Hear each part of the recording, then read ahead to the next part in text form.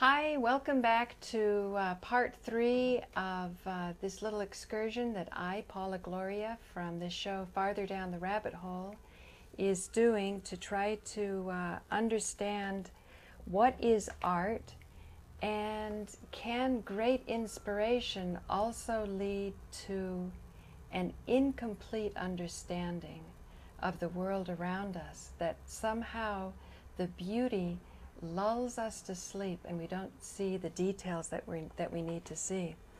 Now, Webster Tarpley often is very critical of Nietzsche because he says that the neocons are inspired by this, but I'm feeling it's not a deep enough understanding of what the great philosophers have thought.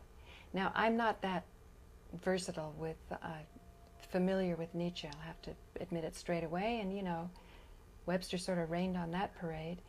But before I even met Webster, I had been inspired by opera and by Wagner. And I just don't think that liking Wagner makes you a Nazi. And I think that if we understood what the cult of Nazism was, we can understand the tools that they used to achieve their power and not get it mixed up with the incomplete understanding that they had. And again, this week I'm going to be tying it in with the great blessing I got from this lady who is Annette Karlström. She's from Sweden originally, and I did a wonderful interview with her. We had a really nice sharing of energies. I told her about my journey with 9/11 Truth, as well as my four tough years in India. And I think it's going to be a very productive relationship. So some people can talk about the conditioned response in spiritual practice as something that will get you farther away from your goal. But I think it's very important to understand this conditioned response. When you do yoga, it's a conditioned response. Different positions of the body will produce different energy flows, and it actually becomes more difficult to understand who you are over the way that energy is flowing. It could become more difficult. But again, you condition yourself in a certain way that you can rise above it. The teacher that I was blessed to be able to study with, Jean Klein, didn't even like to use the word yoga. He called it body work, because there was such a cliche about yoga, and people would say, well, Jean, if you say we're not the body, we're pure undivided consciousness, why are you having us do body work? And he said, you have to understand that which you are not. You have to understand the body. You're not the body, but you have to understand it. And he sort of got me off of meditation, and you know, he said the mantra, the mystery of the mantra takes a lifetime to understand, and chances are you won't, so don't. In other words, don't become so overwhelmed by the power of the mantra that you use it to sort of stupefy yourself. And so in the same way, he would talk about the importance of bringing harmony in your life, art and music. He'd take us to museums, to concerts, and he made thoughtful comments about opera, and a German opera in particular, which I think it would have been wonderful if he was still alive, if I could have had him with a discussion with Webster Tarpley, because Webster would have brought out the depth of his spiritual understanding and awakening that happened when he went to India in the 50s after World War II, and felt that after all that trial and tribulation, people hadn't woken up, they hadn't gotten it. And he thought perhaps in a more traditional society he could find something. And this was way before the hippies would go over to India. So Jean Klein used to take me to Wagner. We never discussed Nietzsche, but I think it's too simplistic to say Hitler liked Wagner, therefore if you like Wagner, you like Hitler. So let's continue on with the inspiration of the Nazis to see if we can understand how art, and in particular today the art of media, can either help or hurt society, And again, this is part 3, inspired by some of my viewers grumbling that I took down a commentary about some private videos that were sent to me from Howard Stern's people, or somebody must have had an in over there that I could have seen what I saw. And I think they might be putting it up. I told him, give me a heads up, and I'll try to coordinate it with these shows here on MNN, so that you MNN viewers can go and see it if you are so inclined before YouTube takes it down. Okay, back to Wagner. Risen from the people, who would unite life and art to herald the advent of the new state.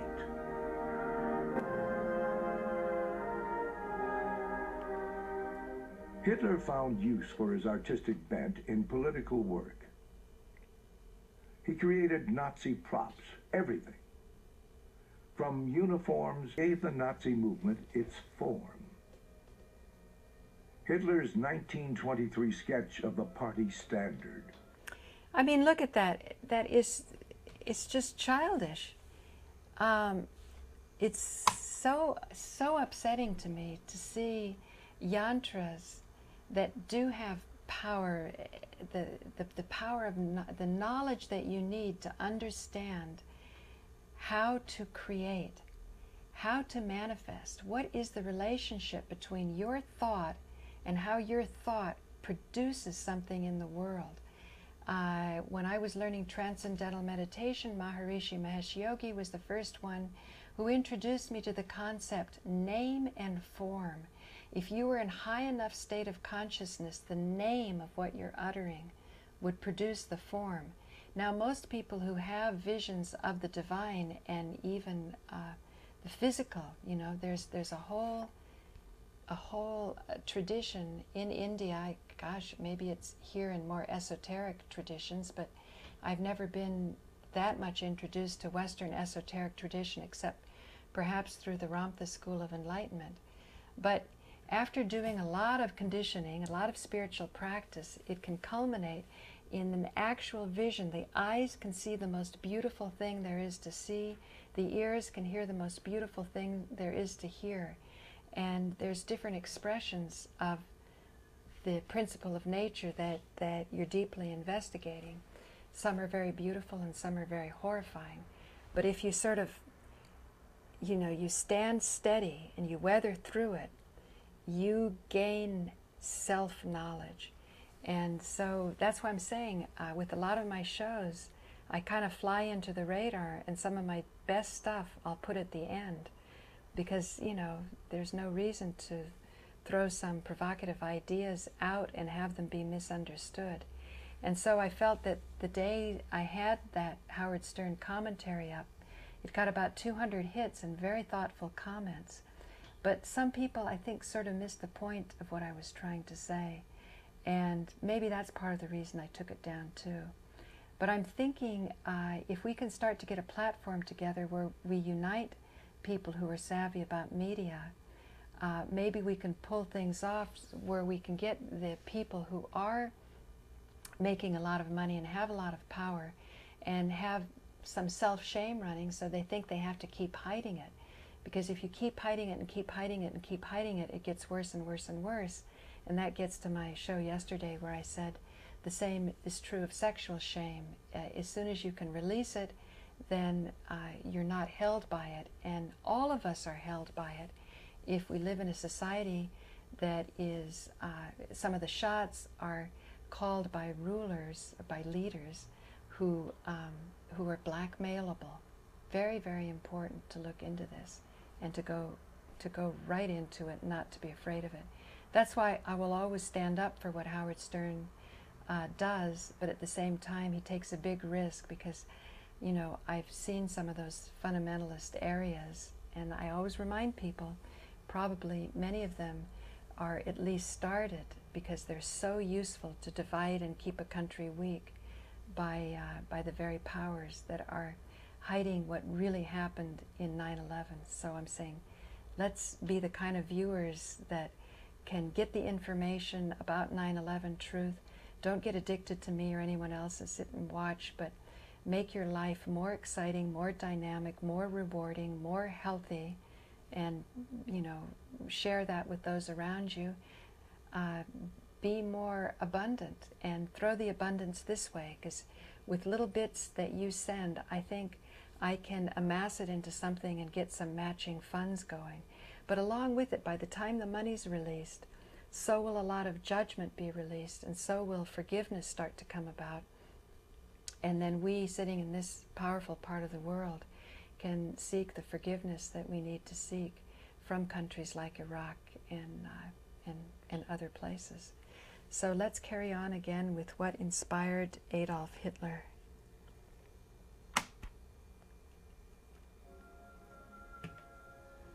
The goldsmith Gar prepares from Hitler's sketches the first standard of the NSDAP. Proportions, with Hitler as set designer, director, and leading actor.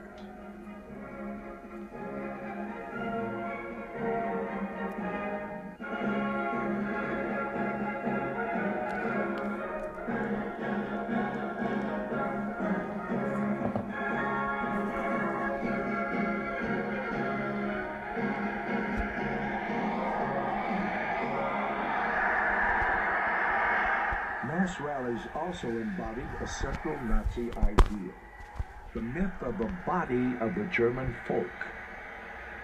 This myth, the people, the masses, seen as one body with its own circulatory system, would become a basic element in the Nazi vision of racial purification.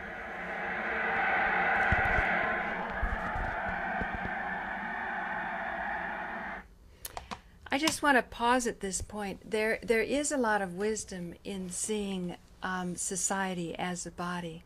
So again, just because of this lowly interpretation, I'd say more cult-like interpretation of an ancient principle of healing the individual, and because the individual is a social creature, the entire society, we shouldn't be throwing the baby out with the bathwater.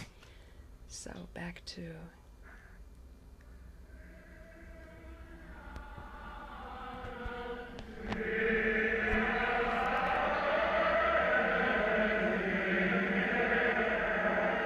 30th of January, 1933.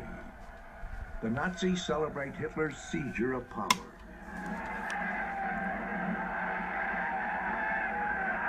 You can get this in the public library. Feverish activity is begun to quickly gain control over every level Architecture of of Doom. Everywhere, Nazi activists forced their way in.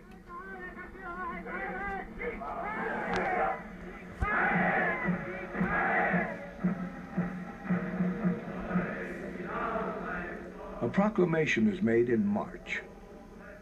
What German artists expect of the new government. The paper's source is a coalition of Nazi cultural groups, that all purged works be shown publicly and then burnt as a warning to all. In 1933, a wave of exhibitions of so-called degenerate art washes over Germany. Mannheim, Nuremberg, Dessau, Stuttgart, Dresden.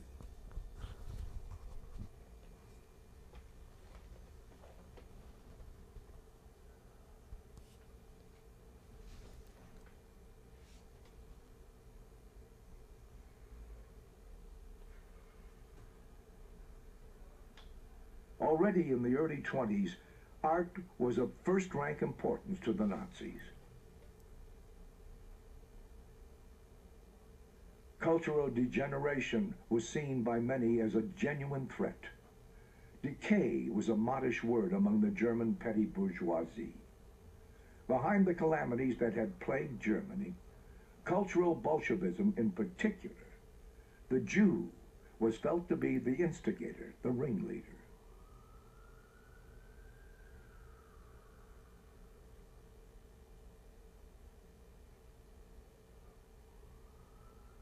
With its skewed perspectives, avant-garde art was to the Nazi an augury of impending doom.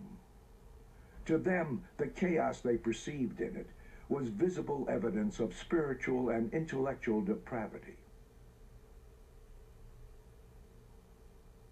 In 1928, under the leadership of Rosenberg, the first Nazi cultural organization was founded. The National Socialist Society for German Culture. One of the 6 founders is SS leader Heinrich Himmler. Later, the society renames itself the Defense Guild for German Culture. The offensive against modern art soon took on a hygienic character. Modern artists' works were said to show signs of mental illness. Their creators were ripe for the madhouse.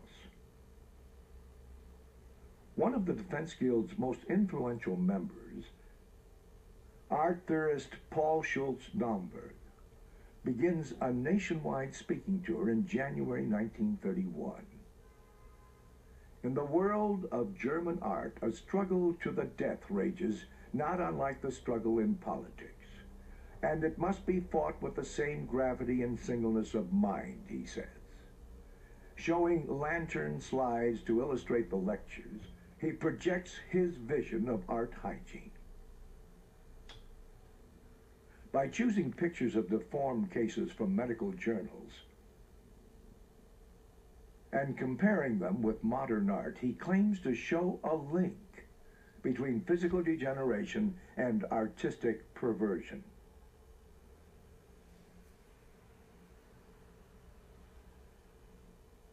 The pictures and diagnoses are supplied to him by Dr. Weygand of Hamburg University Psychiatric Clinic.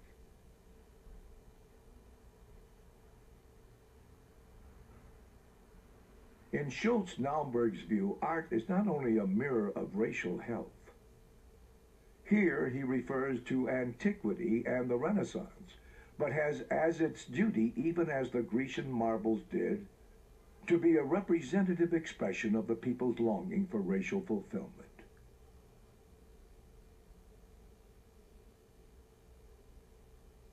On seeing these pictures, no one can identify them with anything but the misshapen wretches in clinics and madhouses, where the blighted and degenerate of our species are gathered, concludes Schultz-Naumburg.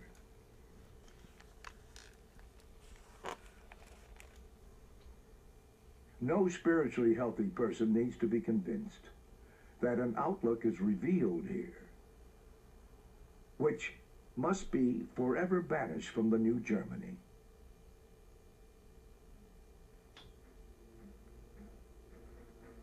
On July 14, 1933, a new law is enacted. Dies Gesetz soll Helfer sein, das Kranke auszumerzen. Ebenso wichtig ist es, das Gesunde und Starke zu fördern. It permits mandatory sterilization of the insane, the asocial, and the hereditarily tainted. But this law is only the first step in an ongoing process.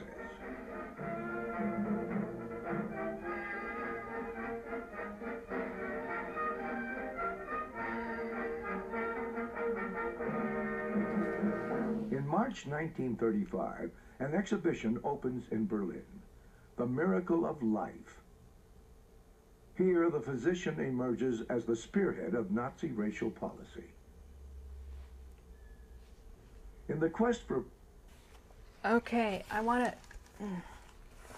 Hello? Okay. I want to say right here, from this book, The Unauthorized Biography by Webster Tarpley, it says that the most important American political event in those preparations for Hitler was the infamous Third International Congress on Eugenics, held at New York's American Museum of Natural History, August 21st to 23rd, 1932, supervised by the International Federation of Eugenics Societies. Now, I don't want, people to, get overly excited about, reptilians or New World Order. I think it's just sort of a natural misunderstanding of incomplete knowledge that this can escalate to the point that you're going to see it escalate to. Because this part was 1935. So keep in mind, the first meeting was here in New York at the Natural History Museum. So let's go back to unpause this. Blood, the enemies are the Jew, race mixing, and degeneration. It took 3 years to say the enemy is the Jew, but we must understand what was happening. In a special section, Schultz-Naumburg's comparisons turn up. That Schultz-Naumburg, you know, what was his agenda, though? I mean, that, you know, he's manipulating a lot of public opinion there. That regular Germans, you're going to see later, you know, 1 trillion to 1 inflation has enormous implications. And maybe there were people who were making money putting up the insane asylums, so it looked as though the people in the, you know, the madhouse had a better deal, and that's how people's emotions got so whipped up. Another section is devoted to the mentally ill and asocial. A grisly vision is conjured up of idiots and retards gradually outnumbering normal people. Still other sections deal with race, preservation, and refinement.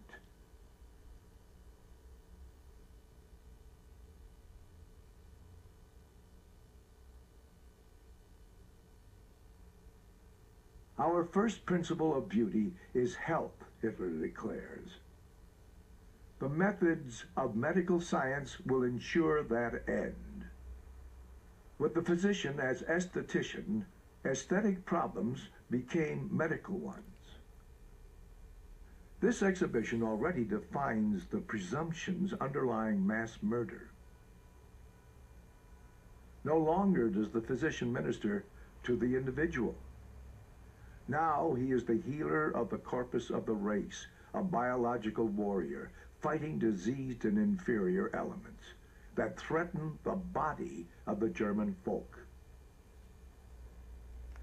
But again, I want to say, when they say threaten the body, that doesn't mean that that's not a deep principle, that as it goes in an individual, so it goes in society. It's just that the knowledge is incomplete. That's why I become, you know, frustrated when and why I'm on this path of trying to reclaim the swastika, because it's a symbol. And people say, oh, you know, it's just a symbol, it's not such a big deal, just leave it alone.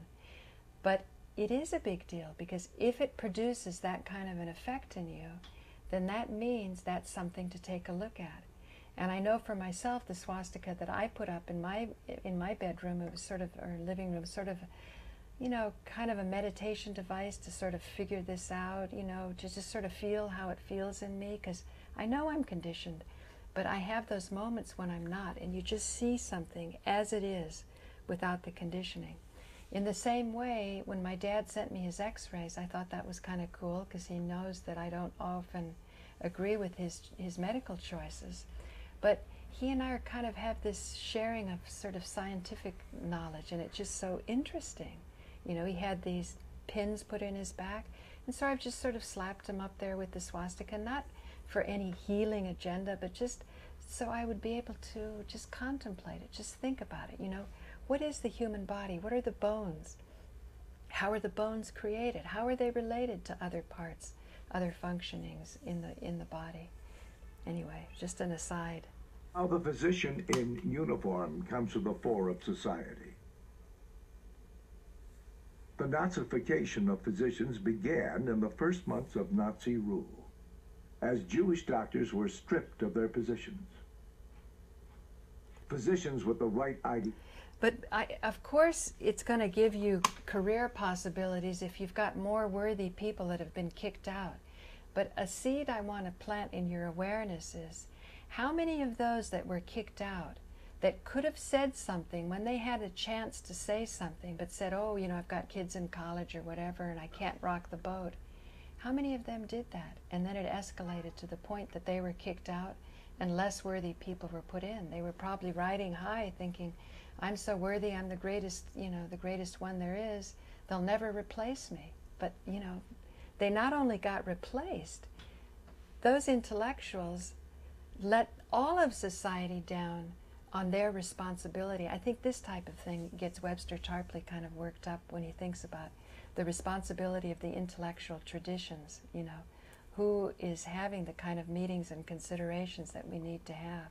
And I think they're starting to happen right here on public access television and also on YouTube with the comments. He quickly soared to the top. Special schools offered courses in Nazi medicine. The film's premiere in Berlin, 1937, Dr. Wagner gives the welcoming speech. The film will be shown in every cinema in Germany. Alles Lebensschwache geht in der Natur unfehlbar zugrunde. Wir Menschen haben gegen dieses Gesetz der natürlichen Auslese in den letzten Jahrzehnten furchtbar gesündigt. Wir haben unwertes Leben nicht nur erhalten, wir haben ihm auch Vermehrung gewährt. Die Nachkommen dieser Kranken sahen so aus. Erbgesunde Menschen wohnten in engen, lichtlosen Gassen und halb verfallenen Lauben. Idioten und Schwachsinnigen baute man aber Paläste, und diese kranken Menschen waren gar nicht empfänglich für die Schönheit, mit der man sie umgab.